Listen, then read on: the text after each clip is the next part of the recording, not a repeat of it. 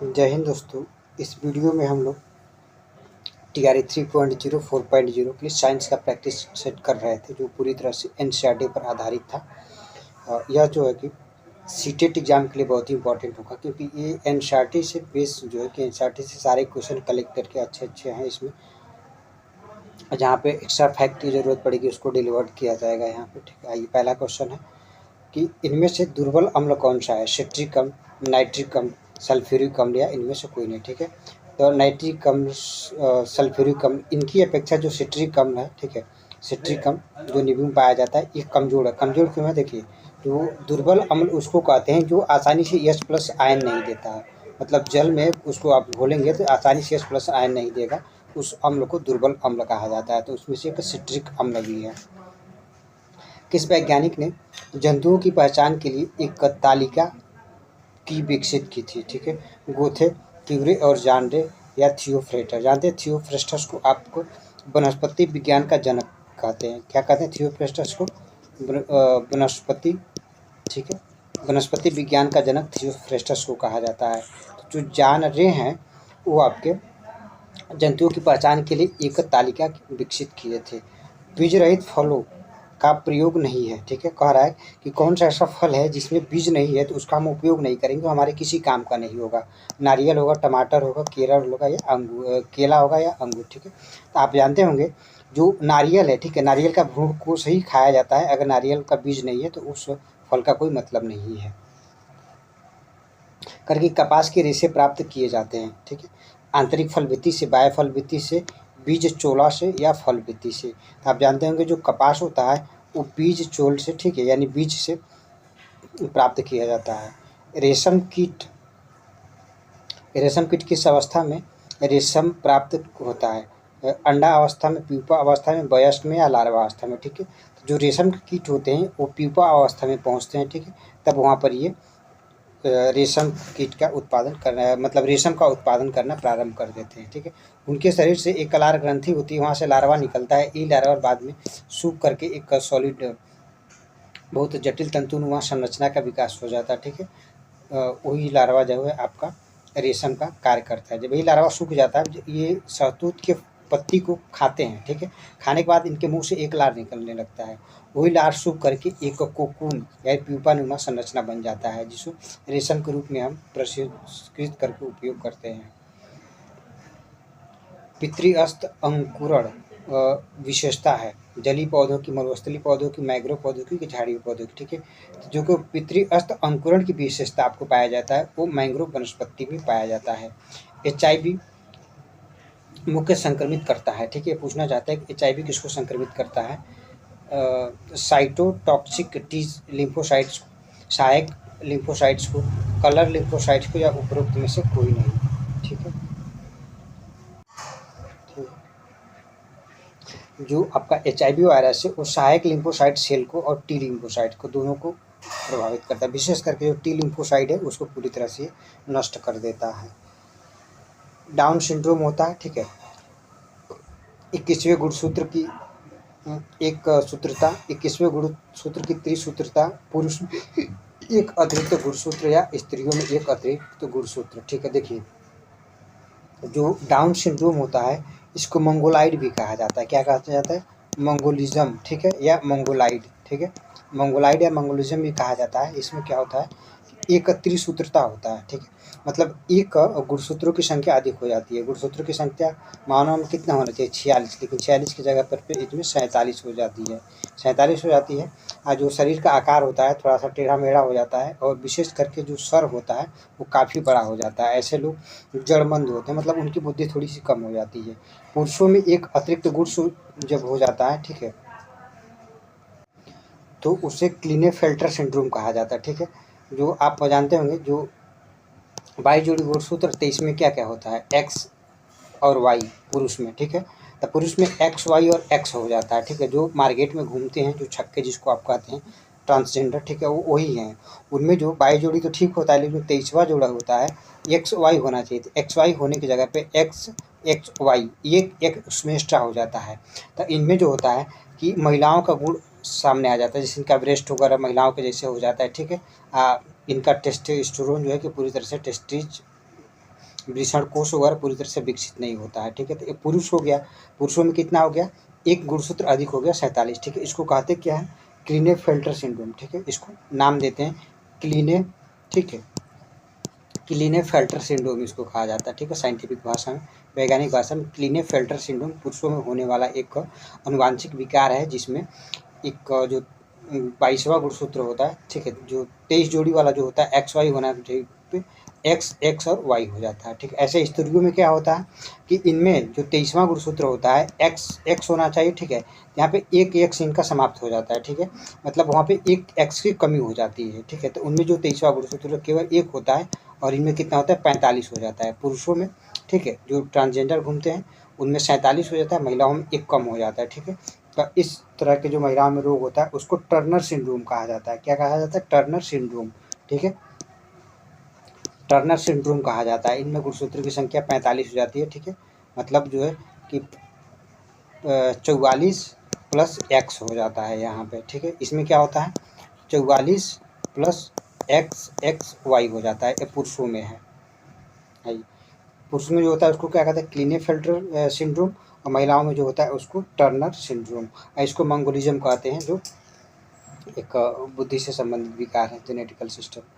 निम्न में से किस पौधे में रंध्र दिन में बंद और रात में खुल जाते हैं, ठीक है। वाटर लिली ये जली पौधा है, ठीक है। कैक्टस ये मरुस्थली पौधा है। साइकस, ठीक है, और आर्किड। तो आप जानते होंगे जो कैक्टस होता है मरुस्थली पौधा होता है, वो उसमें दिन में रंध्र बंद हो जाते हैं। प्रकाश संश्लेषण की क्रिया को किस समीकरण के द्वारा दर्शाया जाता है, carbon dioxide H2O plus CH2O2,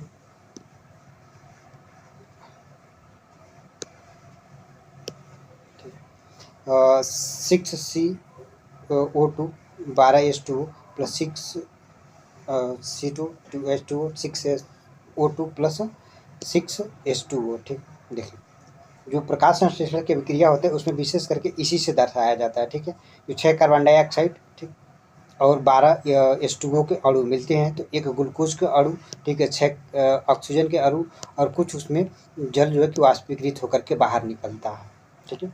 जो पेड़ पौधे के नीचे बैठने से ठंडी का महसूस होता है ना, तो वही जो कुछ उसका स्टोमेटा पौधे के जो पत्तियों पे जो छिद्र होता है, ठीक है, वो खुलता बंद होता रहता है, ठीक है। तो उसमें कुछ कार्बन डाइऑक्साइड तो अवशोषित होता है, ठीक है, और खुलने बंद होने की वजह से उसमें जो कि H2O कुछ बाहर निकलता रहता है, H2O, और उसमें जो उप प्रोडक्ट रूप में ऑक्सीजन बना रहता है जल के टूटने से ये बाहर निकलता रहता है। इसी की वजह से पेड़ पौधे के नीचे आप बैठते हैं तो वहाँ पे ठंडा महसूस होता है, इसी जल की वजह से। करके शिक्षण कौशल के एकीकरण का अर्थ क्या है, मतलब एकीकरण का अर्थ क्या है, मतलब एक ही साथ कई सारे कौशल पाठों का प्रयोग करना, एक पाठ में सभी शिक्षण कौशलों का प्रयोग करना, इसका अर्थ यही होता है। कौन सा स्तर भावात्मक पक्ष नहीं है, ठीक है, आप जानते होंगे, ग्रहण करना, संगठन, ठीक है, मूल स्थान या विश्लेषण। तो जो ब्लूम के वर्गीकरण में विश्लेषण को भावनात्मक पक्ष नहीं माना गया है, ठीक है। क्या विश्लेषण को ब्लूम के वर्गीकरण में भावनात्मक पक्ष नहीं माना गया है। इनमें से दुर्बल अम्ल कौन सा है, सॉरी, आइए यहाँ से, ठीक। पाठ्य योजना का सबसे पहले क्या निर्धारित किया जाता है, जब आप पाठ्य योजना बनाते हैं तो पूछना चाहते हैं कि सबसे पहले आप किस चीज़ को निर्धारित करते हैं, उद्देश्यों को, प्रणाली को, पाठ्य वस्तु को या गृह कार्य को। तो सबसे पहले पाठ्य योजना बनाते समय उद्देश्य का निर्धारण किया जाता है। प्रकृति के लिए विज्ञान की मान्यता, ठीक है, संभववाद, वास्तविकता, अंतरिम या अनिश्चित, ठीक है। तो प्रकृति के लिए जो विज्ञान की मान्यता क्या है कि वास्तविकता है, विज्ञान उसी चीज़ को मानता है जिसके उसके पास प्रत्यक्ष प्रमाण दिखता है, ठीक है, प्रत्यक्ष प्रमाण को ही विज्ञान सत्य मानता है। सृजनात्मक छात्रों की विशेषता क्या होती है, ठीक है, सृजनात्मक छात्रों की विशेषता क्या होता है, वैचारिक लचीलेपन का अभाव होता है, जिज्ञासु होते हैं, समस्याओं से अनभिज्ञ होते हैं, या बुद्धि का अभाव होता है। तो आप जानते होंगे जो सृजनात्मक छात्र होता है उसमें जिज्ञासा बहुत अधिक होता है। एक निकाय के ताप परिवर्तन में 50 डिग्री सेल्सियस से, इसको केल्विन में आपको बदलना है, तो ठीक है, तो आप केल्विन में जानते हैं, अगर केल्विन में बदलना हो, ठीक है, तो 0 डिग्री सेल्सियस बराबर कितना होता है 273 केल्विन, ठीक है, 273 केल्विन होता है। 273 केल्विन में अगर आप 50 डिग्री सेल्सियस को जोड़ दीजिए, ठीक है, तो ये आपका हो जाएगा 200, ठीक है, सॉरी 323 केल्विन हो जाएगा, ठीक है, 323 केल्विन। यहाँ पे एक फार्मूला है, देखिए मैं फार्मूला लिख दे रहा हूँ, आप फार्मूला याद कर लीजिएगा। रोमर में, केल्विन में, ठीक है, या उसमें फ़ारेनहाइट में बदलने के लिए एक का फार्मूला होता है।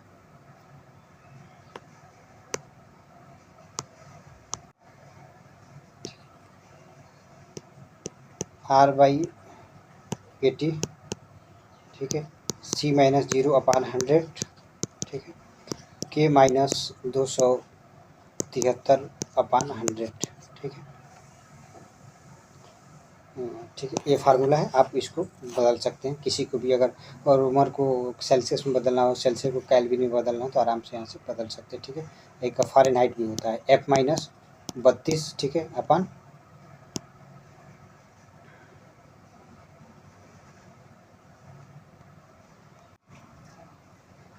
180, ठीक है। देखिए R/80, ठीक है, R/80, C-0/100, K-273/100, F-32/180, ठीक है। इस फार्मूले पे आप रख करके बदल सकते हैं। 3 तार हैं, ठीक है, जिनका प्रतिरोध 1 ओम, 2 ओम और 3 ओम है, ठीक है। समानांतर क्रम में जोड़ा गया है, तो इनके बने समतुल्य प्रतिरोध का मात्रक आपसे पूछ रहा है। तो आप जानते होंगे जब समानांतर क्रम में कोई भी प्रतिरोध जुड़ता है तो इसको 1/1 उल्टा करके जोड़ लेते हैं। 1/2 प्लस 1/3, एलसीएम 6 हो जाएगा, ठीक है। ये 6, 3 प्लस 2 हो जाएगा, ठीक है। तो यानी 1/r बराबर कितना हो जाएगा, 11/6। तो r बराबर आपका 6/11, ठीक है। 6/11 आपका ए वाला ऑप्शन हो जाएगा। किसी गैस में ध्वनि की चाल भी गैस के परम ताप T से संबंध रखता है। मतलब किसी गैस में ध्वनि की चाल जो है कि तापमान से कैसे प्रभावित होता है, तब V, ठीक है, V प्रोपोर्शनल टू √T, ठीक है। मतलब जैसे जैसे तापमान बढ़ेगा उसका रूट, ठीक है, और गैस का ध्वनि का चाल इस हिसाब से प्रभावित होगा। पूर्ण आंतरिक परावर्तन संभव है जब प्रकाश चलता है, ठीक है, वायु से जल में, कांच से वायु से कांच में, कांच से जल में, कांच से जल में, ठीक है। जब आप जानते होंगे कि सघन माध्यम से विरल माध्यम है, ठीक है। जब सघन माध्यम से विरल माध्यम में प्रकाश चलता है तो वहीं पर पूर्ण आंतरिक परावर्तन होने की संभावना बना रहता है, ठीक है। तो कांच से जल में या कांच से वायु में, ठीक है, इसको आप वायु बना लीजिए, ठीक है। 2 ऑप्शन इसमें हो जाएगा, कांच से वायु में जाएगा तभी पूर्ण आंतरिक परावर्तन हो सकता है, या कांच से जल में जाएगा तभी भी पूर्ण आंतरिक परावर्तन होने की संभावना रहता है। यम द्रव्यमान का कोई एक कण है जिसका संवेग p है, इसकी गतिज ऊर्जा क्या होगा, ठीक है। तो ये फार्मूला पिछले वाले वीडियो में हम टाइप किए थे, P²/2m हो जाएगा। ई प्रतिरोध वाले एक प्रतिरोधकता के तार के सिरों का विभवांतर पर रखने पर उत्पन्न ऊष्मीय व्युत्क्रमण क्या होगा, तो ठीक है। तो जो ऊष्मीय व्युत्क्रम होता है E² के समानुपाती हो जाता है, ठीक है। दोनों ऑप्शन सेम दे रखा है। दिया गया लॉजिक चिन्ह प्रदर्शित करता है, ठीक है। ये जो लॉजिकल गेट है किसको प्रदर्शित करता है, एंड के द्वारा, और के द्वारा, नॉट के द्वारा या नैंड के द्वारा, ठीक है। तो ये आपको एंड को प्रदर्शित करके I=A.B हो जाएगा, ठीक है, A.B हो जाएगा, यानी आपका ये वाला 2 किलोग्राम द्रव्यमान के एक पिंड चिकने क्षैतिज तल पर 10 मीटर प्रति सेकंड के प्रारंभिक वेग से पूर्व दिशा में गति कर रहा है, ठीक है।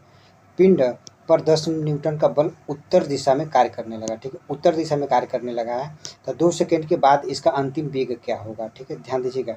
2 सेकंड बाद इसका जो अंतिम वेग होगा, बल देखिए उत्तर की तरफ कार्य कर रहा है, वो पूरब की तरफ पहले मूव कर रहा था, ठीक है।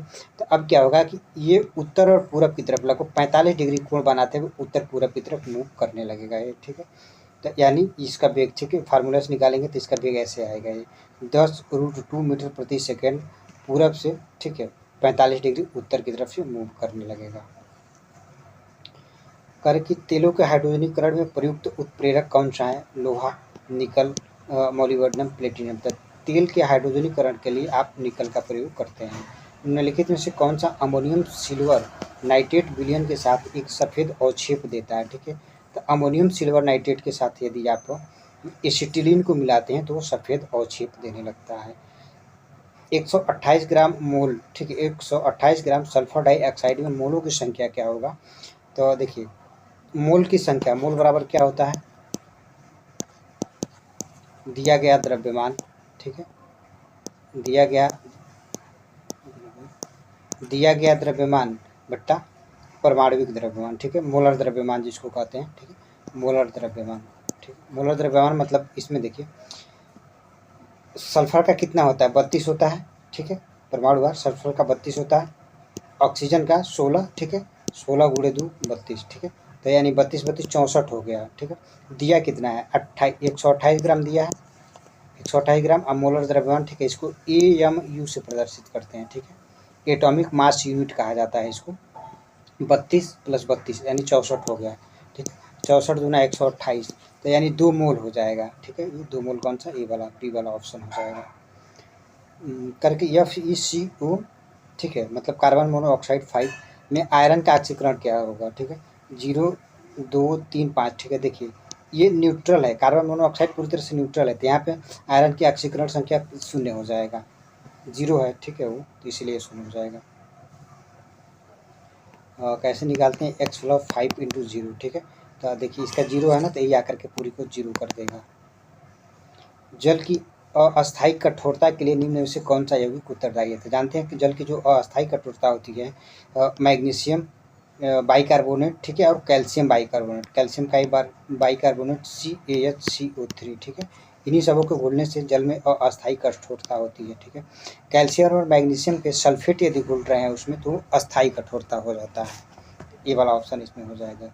एक अंतरिक्ष यात्री चंद्रमा पर खड़ा है, वह गेंद ऊपर की तरफ फेंक रहा है, ठीक है, तो ऊपर की तरफ फेंक रहा है, तो जितना यहाँ पे फेंका गया उसके 6 गुना ऊपर चंद्रमा पर फेंकेगा वो, ठीक है, क्योंकि वहाँ पे जो जी का मान है पृथ्वी के जी का, ठीक है, पृथ्वी के जी का 1/6 है, ठीक है, तो ऊपर की तरफ जाएगा फिर चंद्रमा की सतह पर वापस आ जाएगा, ठीक है। उस तरल का नाम बताइए जिसमें रक्त कोशिकाएं तैरती हैं, सीरम में, रक्त में, जीव द्रव्य में, और लसिका में, ठीक है, तो आप जानते होंगे जो जीव द्रव्य होता है उसमें रक्त कोशिकाएं तैरती हैं। निम्न में से वायु जनित रोग की पहचान आपको करना है, ठीक है, घेंघा रोग, मरामस, जुकाम, ठीक है, या तपेदिक, ठीक, रैबीज, एड्स, हैजा और दस्तक, ठीक है, तो आप जानते होंगे जो वायु के द्वारा जो राइनो वायरस होता है जो सर्दी जुकाम के लिए उत्तरदायी होता है वो, और टीबी के जो जीवाणु होते हैं खांसी से, ठीक है, ये वायु के द्वारा फैलते हैं दोनों, तो यानी बी वाला ऑप्शन हो जाएगा। चुंबकत्व का पक्का परीक्षण होता है घना ताड़न से, आकर्षण, प्रतिकर्षण से, विसरण से, ठीक है, तो विशेष करके जो चुंबकत्व का पक्का परीक्षण आप आकर्षण से करते हैं, किसी भी लौह तत्व को कितनी तेजी से अपनी तरफ आकर्षित करता है। आँख के किस विशेष क्षेत्र में कोई भी संवेदी कोशिकांग नहीं होता है, पारिथिका में, ठीक है, नेत्र लेंस में, अंध स्थल में, ठीक है, या श्वेत पटल पे, ठीक है, यानी कार्निया में। देखिए जो अंध स्थल होता है ना, पिट ब्लाइंड जिसको कहा जाता है, ठीक है, ब्लाइंड स्पॉट, वहाँ पे कोई भी संवेदी कोशिकाएं नहीं होती है आँख में। मनुष्य में प्रजनन कार्य प्रारंभ किए जाते हैं हार्मोन के द्वारा, तंत्रिका तंत्र के द्वारा, एंजाइम से या रुधिर से। तो मनुष्य में जो प्रजनन का कार्य होता है वो हार्मोन से प्रारंभ होता है। करके प्रकाश संश्लेषण की प्रक्रिया के लिए समस्त पौधों के द्वारा अवशोषित विकिरण का प्रतिशत भाग क्या है, ठीक है, तो 1% हो गया, 5%, 10% या 8%, ठीक है, तो समस्त प्रकाश संश्लेषण में जो विकिरण पौधे पर पड़ता है उसका मात्र 1% ही पौधे अवशोषित कर पाते हैं, ठीक है। निम्न में से कौन सा एक पुरुष हार्मोन है, इंसुलिन, थायरॉक्सिन, एस्ट्रोजन या टेस्टोस्टेरोन, ठीक है, तो आप जानते हैं जो एस्ट्रोजन है वो महिलाओं में पाया जाता है, टेस्टोस्टेरोन पुरुष में पाया जाता है, थायरॉक्सिन और इंसुलिन ये पुरुष और महिला दोनों में पाया जाने वाला हार्मोन है। निम्न में से कौन सा एक वन उन्मूलन का वास्तविक सर्वाधिक उपयुक्त परिणाम है, ठीक है, वन उन्मूलन का सर्वाधिक उपयुक्त परिणाम कौन सा हो सकता है, केवल आवास का विनाश नहीं, केवल भूमि का उष्मीकरण, केवल मृदा का अपरदन, ये सभी, ठीक है, तो सभी हो जाएगा। अगर आप वन उन्मूलन कर रहे हैं तो वन का विनाश यानी प्राकृतिक आवास का विनाश हो जाएगा, भूमंडलीय ऊष्मन भी बढ़ जाएगा और मृदा का अपरदन भी हो जाएगा, ठीक।